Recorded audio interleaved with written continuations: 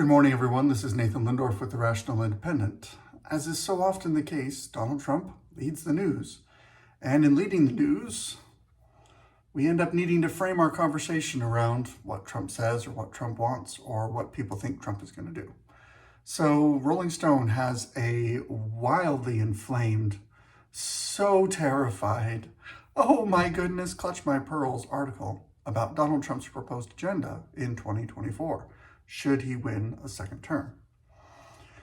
All right, we have a list. Lists are always popular. Every awful thing Trump has promised to do in a second term, with, of course, the title, Democracy at Stake. There's your key word. Donald Trump reportedly did not expect to win the presidency in 2016, which isn't surprising considering how ill-prepared he and his teams were to take control of the country. That's fair. Now, the way that they frame it is that because he was unprepared, he tapped established conservatives to key positions before learning some had personal principles that extended beyond indulging the president's ego. Trump wreaked havoc for 4 years, but the damage might have been even greater if he wasn't battling career public servants who tried to check his impulses. Okay, let me go ahead and just reframe that for you. There's the left's framing. We're going to take their word for it. But let me offer a different perspective. Donald Trump was unprepared. Absolutely. So he tapped a bunch of established Republican figures who ended up being swamp creatures and ended up not doing what he asked them to do. He pledged to clean out the swamp, and then he hired the swamp to run his administration. That's not going to work. So he was unable to accomplish as much as he initially hoped for in trying to dismantle the federal government and its corruption in his first term. The former president has now had nearly a decade to burnish his understanding of how Washington, D.C. works and to assemble a political machine laser-focused on what? What is Donald Trump actually focused on? Exploiting a federal government full of loopholes to give him the power to enact an authoritarian agenda that could spell disaster for the economy, the environment, human rights, and democracy.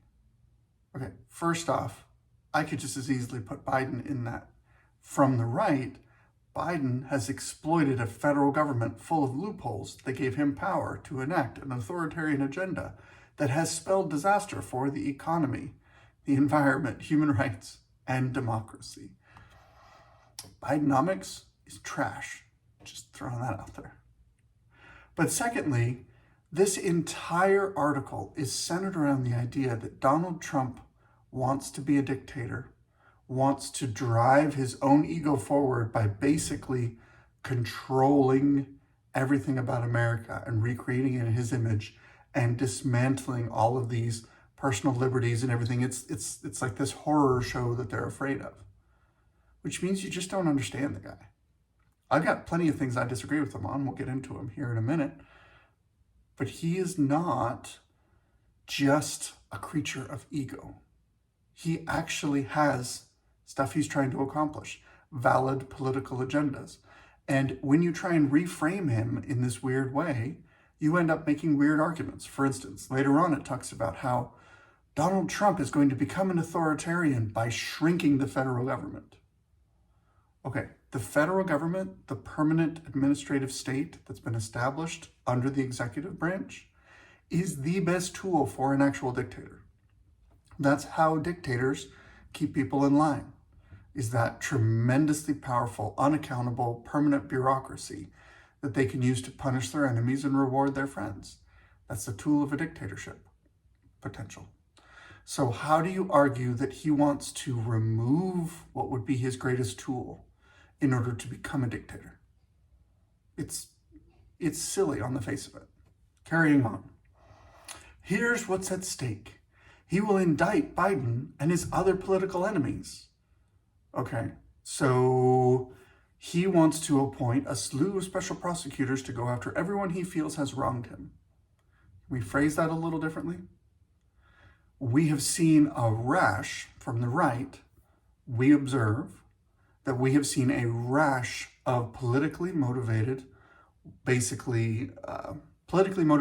prosecutions, where we basically weaponized the criminal justice system at both the federal and at certain state levels, and that weaponization is interfering with the political process that's protected in the Constitution. That's a problem. That's a corruption problem. So he wants to deal with that corruption.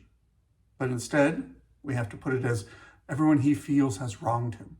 Not that he's been wronged, not that anyone has behaved inappropriately, but Trump's fifis got hurt. That's why he wants to do this. Already mapped out in full detail. And I do love the identity politics language that just keeps getting fallen back on. He wants to go after using the DOJ's civil rights divisions to go after Bragg, who is black, for racist law enforcement policies. Alvin Bragg is Attorney General in New York. Excuse me. He's the Attorney General in New York. But what he's saying with that, by pointing out that Alvin Bragg is black people can't be racist. So how on earth could you go after a black person for racist policies? Pretty sure black people are people, and all people have the capacity to be racist. Unless you subscribe to Ibram X. Kendi, in which case that's just a whole other mess unto itself. Anyway, and in fairness, Donald Trump also plans to go after former allies, people he thinks has turned on him. In other words, his wrath is not just reserved for the political left. He's also going after swamp creatures on the right. Sounds like he's making a principled stance against corruption in the government, left or right. I don't see a problem yet. The plans for retribution were hatched behind the scene. And then it looks like there's a tweet here. The precedent on doing what they did with the weaponization, using the DOJ and the FBI to go after their political opponents, that is so bad. That means I can do it too. Pandora's Box is open, and that means I can do it too. And that's true in the sense that they started it, in the sense that the left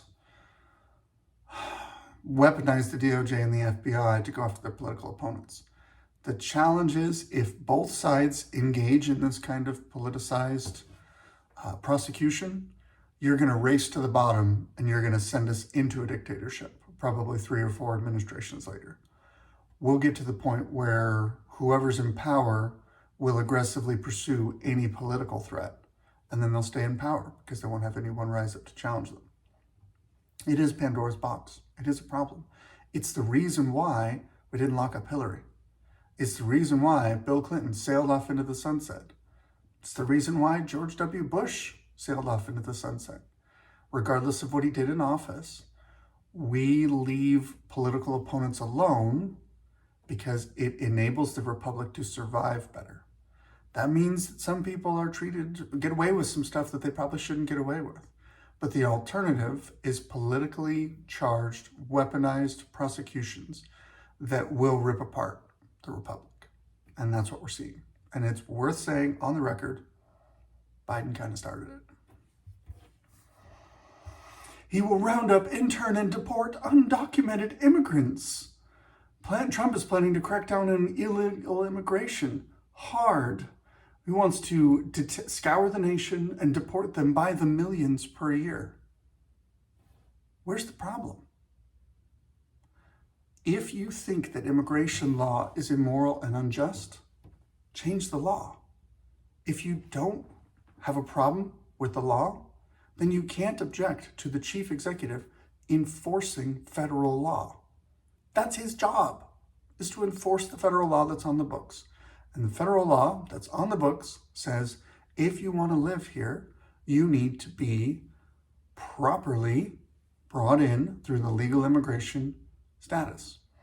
Unless you want to abandon what the left has done, is try and pervert that law by saying everyone who's here and not properly documented is an asylee. They're pursuing asylum. And if you frame it that way and you accept that framing, then what you're saying is, if you live in a country where your economic situation is poor, and you'd like to come to America because you can make more money here, then you can claim asylum, and that's fine. And if you want to say that, then America as a country is over. It's just a matter of time. There are enough poor people in the world that they can flood into America and destroy its ability to be a productive country from sheer weight of numbers. And then no one gets to be wealthy. And then there is no beacon of freedom in the world. There's a reason why immigration has to be controlled. If we don't control it, we run into that serious problem. We have no country if we have no border that we enforce. I will say, in the interest of fairness, there is one caveat. It's a lot easier to absorb mass immigration, as is often pointed out by people who are pro-mass immigration, in the early 1900s, late 1800s, Ellis Island, all that stuff. It's a lot easier to absorb mass immigration if you don't have a welfare state. If you want to talk to me about abolishing the welfare system in America, I am much more inclined to open the doors wide open, because that means if you're coming here, the only way you survive is by working and contributing and assimilating into the American economy. And that's exactly what we want immigrants to do. That's exactly why we want immigration. That's fantastic. More of that, please.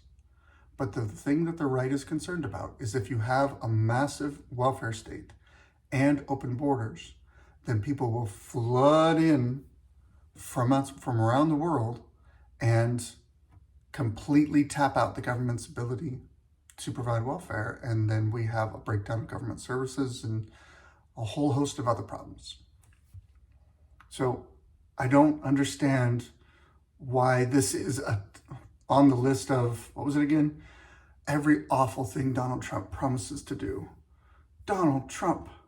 So let me see if I can rephrase this. Donald Trump wants to go after corrupt people who have weaponized the criminal justice system. Okay? So he's going after corruption. He will round up, intern, and deport undocumented immigrants. He's going to enforce federal policy. He will send the military to the border. Well, if you want to frame it as a bunch of asylees coming in seeking asylum because where they live is worse off than where they could be here, he can reframe it as this is an invasion. And if America is being invaded, using the military to protect against that invasion is perfectly appropriate. I think given the scale of the problem, a short-term implementation of the military at the border is not terribly wrong. And by the way, we haven't even talked about the idea that we could have sleeper cells of terrorists and all sorts of other crazy, weird stuff coming in along with this flood of humanity. When you have unchecked mass migration, all sorts of crazy people can come into your country. You know, stop that as a potential threat? Closing the border with the military. He will invade Mexico. This one is a little bit touchier, but really only in execution, not so much in principle. It's a little bit like, and this is where I would lose a lot of people on the left, it's a little bit like Israel. Israel sits on its side of the border and Hamas fires rockets into Israel trying to kill its civilians. Israel controls its territory, but it has a threat from just outside its territory. Does it have the right, the moral ability to go out and try and stop that daily threat against its citizens? I would say yes. Now, it's all in the execution. I don't think you should carpet bomb Gaza. At the same time, if Mexico is aiding and abetting terrorists, drug cartels, etc., and they're just over the border, then I think he should go to Mexico and say, clean this out or we'll clean it out for you. And then I have no problem with the US military that's there on the border dealing with that threat, killing a bunch of bad guys, and then coming home. I don't want to conquer Mexico. And that's a key difference. Invading Mexico is a framing that says, we're going to invade it, conquer it, and make it one of ours. America doesn't do that. America invades all the time. Destroys tyrants, destroys threats to, what was that word again? Democracy. And then goes home. For as much as we were said to have invaded Iraq over oil, we didn't seize any oil fields. We didn't hold the country.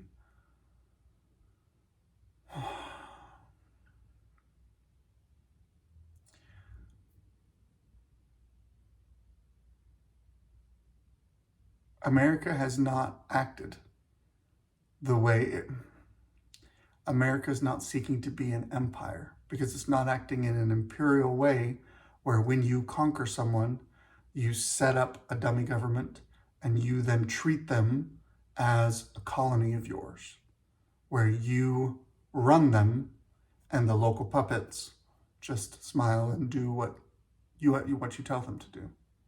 Now, the Republicans would like us to do that. It's one of the things I have a problem with the Republican establishment. The Republicans love the idea of nation building, which is a modern framing of the idea of we're going to go and destroy this country, tear it down, rebuild it from the ground up, and turn it into an ally who just conveniently happens to give us what we want. Not a fan of that. So this is, that's why I say it's more about the execution than it is in principle. We are under threat by stuff that's going on just over the border. If we're framing this as an invasion, which I think given the scale of the problem we could, I could see the justification for basically going to Mexico and say, take care of your business or we'll take care of it for you. He will round up the homeless and send the National Guard into cities to fight crime. Okay. Controversial opinion. I'm just going to throw this out there. If you're homeless, you're not happy. Being homeless is miserable. Being homeless means you have a serious problem in your life. Usually mental illness is involved, usually drugs, usually human trafficking, whatever. A bunch of bad stuff goes along with homelessness. You know what people who are homeless need? They need structure and support to try and get back on their feet if they are still in charge of their own faculties and capable of getting back on their feet. And if they're not capable of getting back on their feet, I'm going to go ahead and toss out an unpopular opinion. The best thing for society is to institutionalize that person. The best thing for that person is to institutionalize that person. If you are someone who has made a complete break with reality, you cannot function on your own. You can't hold down a job. You can't pay your rent. You can't stop doing drugs on your own, whatever you want to call it. You're not doing that person any favors by having them out on the street, no support, just suffering in broad daylight. That's not compassionate. That's cruel. So I do think we need to deal with the homelessness problem. And I think having abandoned institutionalization several generations ago, we are seeing one of the reasons why that was adopted in the first place. Secondly, you have a lot of leftist cities that have flouted the rule of law, where the local law enforcement has said, we are not going to enforce the laws that are on the books. That's a problem. That's a problem for the federal government, perhaps. It's arguable. This is one of the things I'm not a huge fan of. I don't love the idea of federalizing a police force. I don't love the idea of using the National Guard as a domestic police force. This is a major precedent-setting, potentially big problem. But I'm not blind enough to say that we can't at least have the debate about what to do with leftist-controlled jurisdictions that have been properly elected by their population, and their stated policy is, we refuse to enforce the laws on the books. And there's rampant crime within that jurisdiction because of that decision. There's not a lot of easy options. And I don't think the National Guard is the best choice. I don't think it's the best choice. But it's a problem we need to face if we want to clean up our cities and make America a shining beacon on the hill again. He will bring back the death penalty in a big way.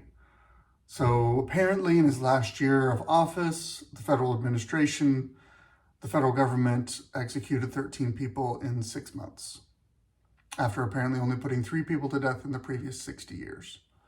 So they rather salaciously, they say Trump is thirsty for more. Like he personally wants to execute people. It's a weird characterization. That being said, the way we do the death penalty is probably something that's worth review and debate. I think it's not perfect. I think it has its place. And apparently this is something that they're really wanting to talk about. Firing squads, hangings, guillotines, etc. He's even floated executing anyone convicted of dealing drugs. Well, I bet that would cut down on the drug dealing in America. As a deterrent, the death penalty is pretty effective. Anyway, that's a nasty topic all on its own. And I think it's a side issue to what we're talking about.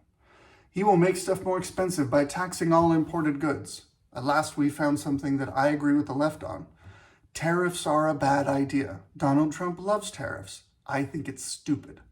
Tariffs make everything more expensive, the same way minimum wage makes labor more expensive for everyone, which, since labor is an input in production, it means all produced goods and services are also more expensive. People argue, we want minimum wage, and then they say, wait, burgers cost more now. A leads to B. If you want everything to be more expensive, go for it. One of the only times I'm willing to accept some kind of a tariff is if you're dealing with a rogue state and you would like to apply economic pressure to them. Basically, it's the old adage of, I'm going to hurt you and me together, and whichever one of us is toughest is going to last the longest. And I'm going to outlast you during this misery. And when you finally crumple and beg for mercy, then I'll ease the restriction. As a short-term punitive measure, tariffs can be useful as a form of basically economic warfare. But beyond that, they're a terrible idea for the economy. Don't like it at all. He will reevaluate America's participation in NATO. Let's go ahead and reevaluate that. The North Atlantic Treaty Organization was a group of countries in Europe and America, way over here, okay, that basically said we need to, together, stand up against Soviet Russia. Guess what doesn't exist anymore? Soviet Russia. So now you have an alliance for an enemy that doesn't exist anymore. We should reevaluate that because we made commitments, both money and shared defense commitments, as if, to deal with this global superpower of Soviet Russia. That means that we now have overcommitted for the size of the risk and the danger that is there. He will roll back all of Biden's climate progress and reinvest in fossil fuels. For those of you who lived through the last cold snap, EVs ain't ready for prime time. Electrical power, wind production ain't ready for prime time. It's not enough. I think it makes much more sense to pursue an all of the above pursuit of domestic energy production. I think we should dramatically invest in nuclear energy. I think that makes the most sense. If you're looking for something that is clean, low emission, safe, reliable, and reduces our dependence on foreign dictatorships, nuclear power is a pretty good option. But it's beyond the pale. The administrative state has made it nearly impossible to build and produce nuclear power plants in America. I think that's incredibly dumb and short-sighted. All right. He will construct freedom cities with flying cars. I've never even heard of this. So, build 10 freedom cities on federal land as part of what he described as a new American future. New cities, reopen the frontier, ignite American imagination, and give hundreds of thousands of young people and other people, all hardworking families, a new shot at home ownership and, in fact, the American dream. Well, we have a pretty stultifying... I've lived in the West all my life. I've visited other parts of the country, but I've lived in the West. And one of the things that goes on in the West is there's a whole bunch of open, empty land. And growing up, I was always like, why is all this empty? Like, we would visit a big city and we would say, but you guys are all crowded. There's like 50 miles that way. There's more land than you could shake a stick at. Why are we all crowded here? And part of that is because concentration creates economic opportunity, and that's fair. But another part of that is, look at a map, the federal government owns like 80% of the land west of the Mississippi. I mean, it's crazy. They own huge chunks of land. And you know what that means? It means you can't build anywhere there. That means that the federal government has to allow construction. That's why we don't see a lot of cities. Now, the other reason is most of the good weather places, most of the naturally, let's all congregate here because this is a good spot, like Portland or San Francisco, New York City. These, they've all been taken. The simple fact is nobody wants to set up a city in the middle of the Nevada desert. We already have one of those. It's called Vegas. Southern Utah will not become a metropolis. It's cow country. There's not a lot going on there. It's an interesting out-of-the-box idea. I haven't really thought about it too much, but the federal government definitely has to allow it if such a thing was to happen. Could be interesting. He will try to overhaul the education system in the MAGA image. So he wants to shutter the Department of Education and have the state governments handle education. That's how it was a few generations ago. Test scores were better, costs were lower. I don't see a downside. I don't think the creation of a federal Department of Education has helped anybody. I think it's done a lot of damage. This is not the sick burn you think it is. There's a lot of people on the right who think that abolishing the Department of Education, along with a handful of other departments, might be a real good idea. He will torch the First Amendment by going after non-MAGA media. This is another one that is tough. I don't necessarily agree with Donald Trump because he wants to frame this as if someone goes after me, they're a bad guy. And if someone supports me, they're a good guy. This is one of the Achilles heels of Donald Trump. One of the reasons why I can't support him wholeheartedly, because he's just a man. And we are not a nation of men, we're a nation of laws. That being said, we have to deal with the fact that the vast majority of the established media in America, on print, on radio, on television, etc., and on the internet, has been captured by one particular political ideology, and they act in concert to support the political actors who believe the same thing they do. That distorts the nature of free discourse in America. And taking it one step further, now you have tech companies that have the ability to control the flow of information with incredible specificity and granularity.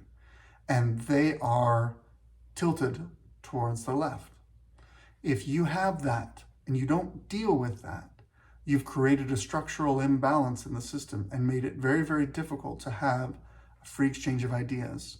Now, beyond pursuing people for defamation, I'm not sure what to do. I think as far as this is another one that's not an easy topic. He identifies a pain point, and that's important. I don't think you can just blindly say whatever he wants to do is going to be better. I think that's a topic that's worth more conversation. But you cannot ignore the biases within leftist media and expect the republic to survive long term. We've got serious problems there and not a lot of easy solutions. He will legally delegitimize trans Americans. Well, that's one way of putting it. Here's another way of putting it. He will move to enact a federal law stating there are only two genders. If Congress does that, that's on Congress. He can sign it. But that's not him trying to do that from his bully pulpit. That's a federal law he's going to advocate for. I thought that was a good thing. Push Congress to ban gender-affirming care for minors. Yeah, genital mutilation for people too young to make that decision is a grievous harm. It's majorly bad news. Not a good idea. Punish doctors and hospitals who treat transgender youth. See my earlier point. He has vowed to restore his first administration's ban on trans Americans serving in the military. Fair. That's problematic to say the least. And work to prevent trans women from competing in women's sports. You can't have women's sports if you put men in them. Then it's not women's sports anymore. It's just sports. The reason we used to have just sports. We created women's sports to protect the fairer sex, to protect those who could not protect themselves, to give women a space where they could compete on an even playing field with others of the same genetic and biological makeup as them. And now, in this post-objective truth present in America, we have people advocating to say there's no such thing as gender, or there's 1,001 genders, or gender is whatever you feel, and that trumps biology, which means that I can feel like a woman, put on a dress, and get into an MMA match with a woman. That's insane. That's dangerous. It's a mess. He will pardon the January 6th rioters. Again, January 6th is a Rorschach test. Depending on what part of that you want to focus on, you're going to get a very different impression. There are plenty of people, and I'm one of them, that looks at January 6th as effectively an exercise in pursuing a redress of grievances through political protest that got a little unruly and out of hand, and after a few hours, dissipated. Not an insurrection that threatened our country. If it is a political thing that got a little bit out of hand, then I think a pardon sounds just fine, because clearly the Department of Justice is unwilling to let these people go. He will gut the federal government and take unprecedented control of what's left. Trump plans to gut the federal government by reclassifying tens of thousands of civil service employees so that he can fire them. This dictator is going to fire huge chunks of the people who work for him so that he can be more powerful? It just fails on the face of it. Anyway, every awful thing Donald Trump has promised to do in a second term, also known as a pretty good start. This is Nathan Lindorf with The Rational Independent. Good luck out there.